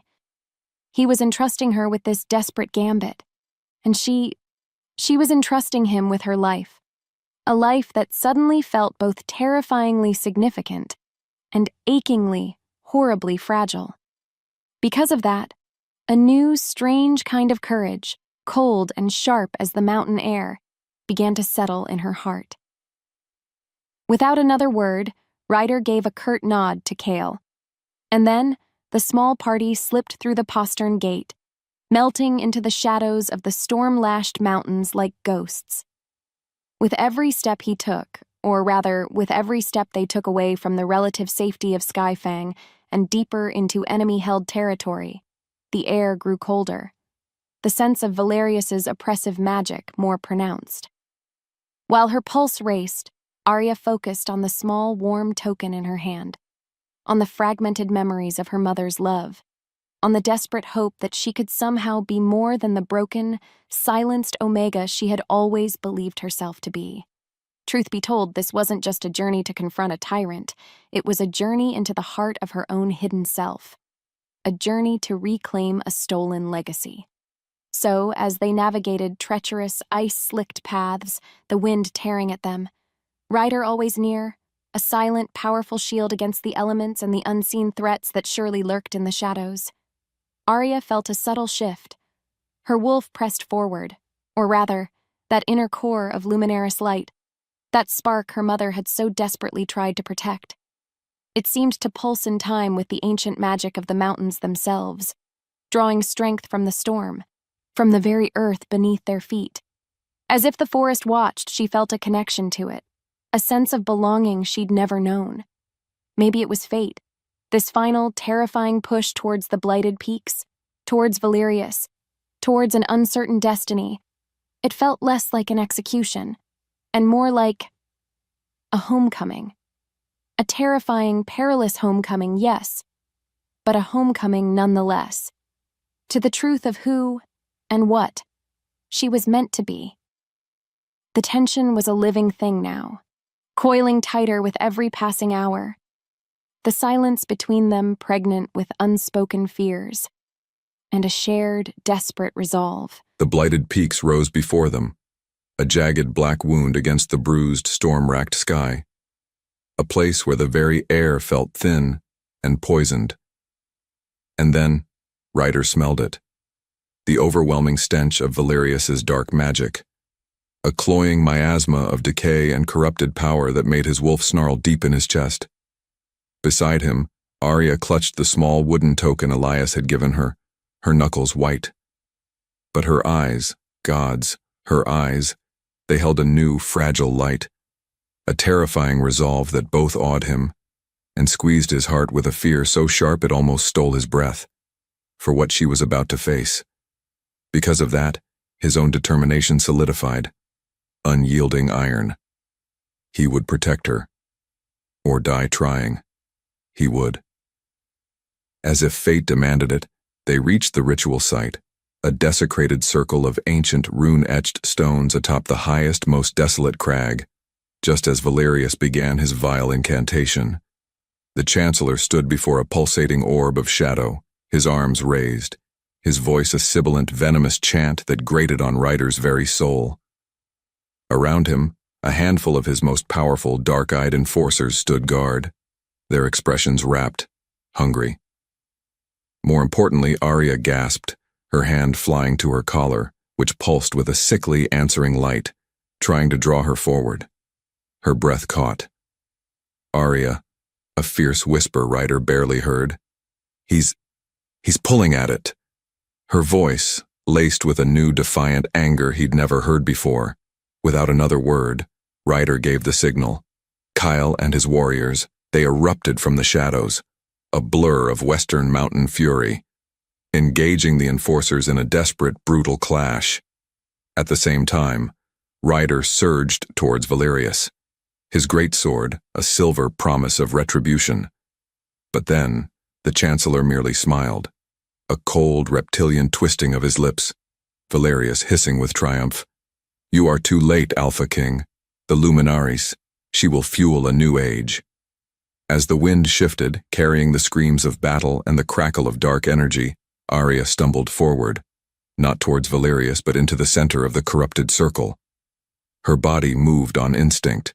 She raised her mother's wooden token, and from it, from her, a pure silver light exploded outwards, so bright, so incredibly powerful. It slammed into Valerius's shadowy orb, disrupting the ritual. causing the dark energies to writhe and recoil like a wounded, screaming serpent. In that moment, Rhyder battled an enforcer whose claws dripped with vile poison, his gaze fixed on Aria. Her wolf pressed forward, or rather her light pressed forward, a radiant shield against the encroaching darkness. She was magnificent, terrifying. Rhyder, a choked, awed whisper, "Mine!" Valerius shrieked, a sound of pure rage and agony as his ritual buckled. As fire bloomed beneath her skin, or so it seemed to Rhyder, Aria cried out. Her voice no longer a whisper, but a clear, resonant clarion call, infused with the ancient power of her lineage. She poured her light, her very essence, into the fight against the shadow. The tension broke. With a final, ear-splitting crack, the shadowy orb Valerius had conjured imploded, and the Chancellor himself was thrown backwards, his body slamming against the rune stones, his dark power extinguished like a snuffed flame. And just like that, everything changed. Silence descended, broken only by the ragged gasps of the surviving warriors, and the mournful howl of the wind through the now cleansed peaks. Valerius lay still, broken. The immediate threat was over. After that cataclysmic release of energy, Aria swayed, her own light dimming, her small body trembling with an exhaustion so profound Rhyder feared she might shatter. And then, he was there, his battle forgotten, his own wounds ignored. He caught her as she fell, her name a raw prayer on his lips. Rhyder, desperate, tender. Aria. He gathered her close, her scent, moonpetal and starlight, and an incredible fierce courage, filling his senses. Her eyes fluttered open, finding his, and in their depths he saw not just the terror he knew so well, but a new, clear light of self-awareness, of victory. Because of that, a wave of relief so potent it nearly brought him to his knees washed through him. She was alive. She had done it. This incredible, impossible Omega, his mate, had faced the darkness and emerged a beacon. What followed was a blur of securing the blighted peaks, Kale efficiently dispatching any remaining pockets of NTG resistance, his warriors grim but triumphant. Still, Ryder's focus remained solely on Aria. He carried her carefully down the treacherous slopes, her head resting against his chest, her breathing slowly evening out. The wooden token. It was still clutched in her hand.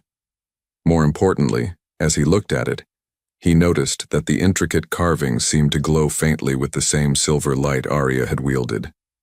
What secrets did it still hold? An open loop. For another time, perhaps. For now, he tended to her scrapes, his touch surprisingly gentle for hands more accustomed to a sword hilt.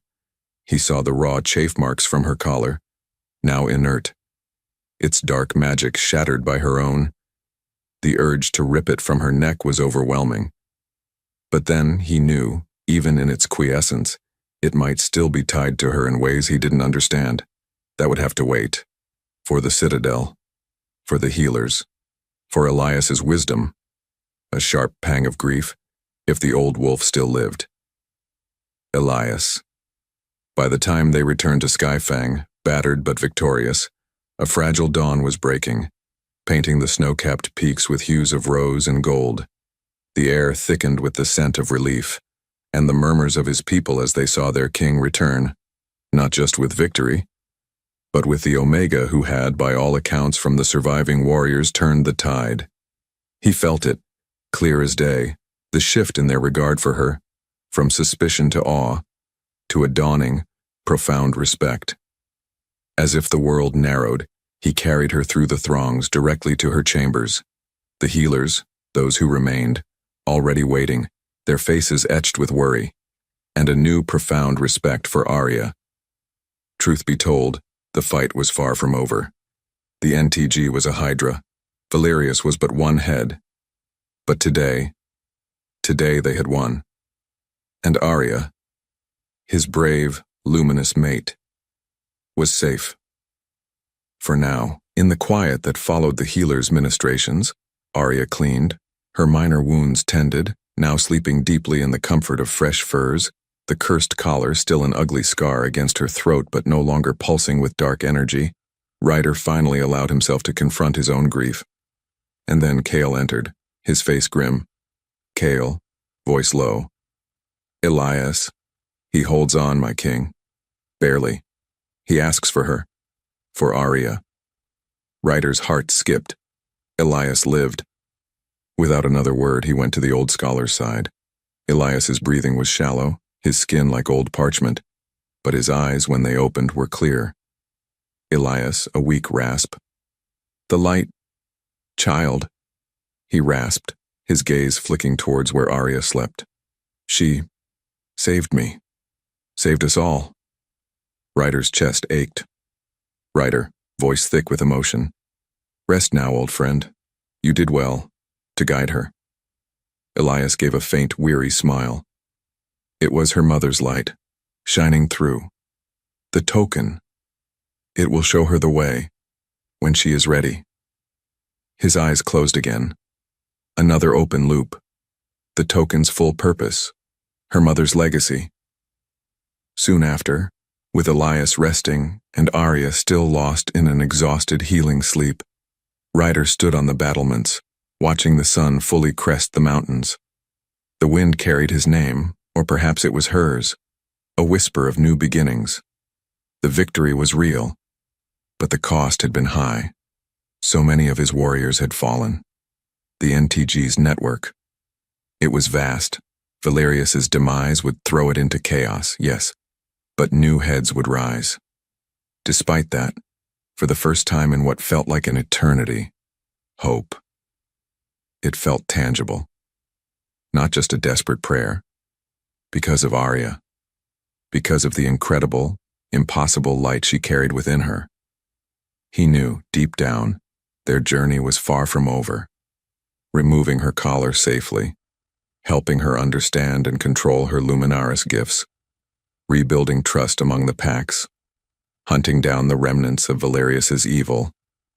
It would take years, generations perhaps, but then, as he thought of Aria, of her courage, of the fierce protective love that now burned in his soul for her, a different kind of warmth spread through him, chasing away the lingering chill of battle and despair. Maybe it was fate that had brought them together, two souls scarred by the darkness of their world. Her bones remembered him, or rather, his soul now recognized hers with an irrefutable, breathtaking clarity. The bond pulsed, strong, true, a living connection that promised not just passion, but partnership. As the mark tingled, or rather, as an echo of her light seemed to resonate within his own spirit, he knew they would face whatever came next, together. He went back to her chambers, a silent sentinel. While she slept, he gently took her hand, his thumb stroking the back of it, careful of the token she still clutched. Her soul answered, or so it felt, as she sighed softly in her sleep. A small, peaceful sound that mended something broken deep within him. In the stillness that followed, he watched her, this Omega, this Luminaris, this queen of his heart. And for the first time, the future didn't feel like an insurmountable mountain, but a path they would walk side by side, their combined light a beacon against any encroaching shadow. The fight was won, the healing, and the building of their new world had just begun.